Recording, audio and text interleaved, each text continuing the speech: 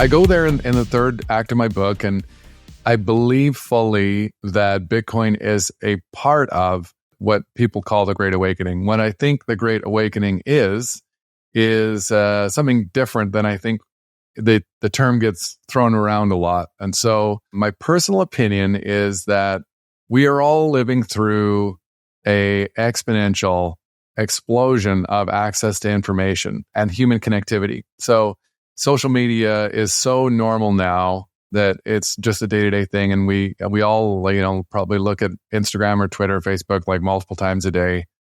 You and I spent a lot of our lives in a time when that didn't exist. So if you wanted to make plans with somebody, you phoned them.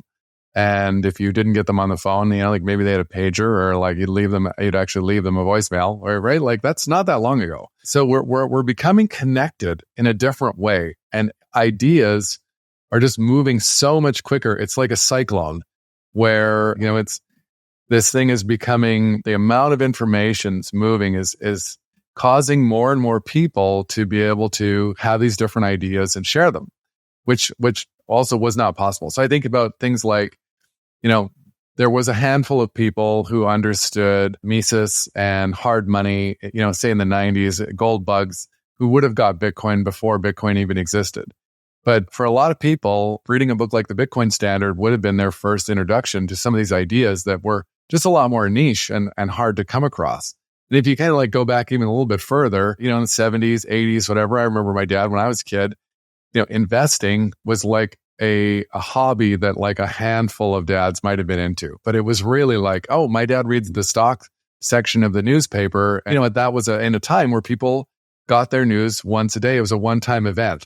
So people may have interacted with some information once, turned that off, gone to, you're talking with Sally at the water cooler, it's like, so the pace of information sharing to me is going vertical. And I think we are approaching some kind of an event and so Bitcoin is one of these things where I talked about this in my presentation in Montreal. It's called the 99 Monkeys Theory, where it's been observed these were a study about monkeys on an island in Japan. One of them was taught how to wash a sweet potato to make it taste better. And then other monkeys started learning this. And then at a certain point, enough of the monkeys in one community knew it. Monkeys in a completely unrelated community that had no exposure to that information started exhibiting the behavior. There is something much bigger going on. And I think that's actually happening at a human species level. So Bitcoin is one of these things. There are other things. And with the way we think about everything, I think what we're really living through right now is a transformative shift of consciousness.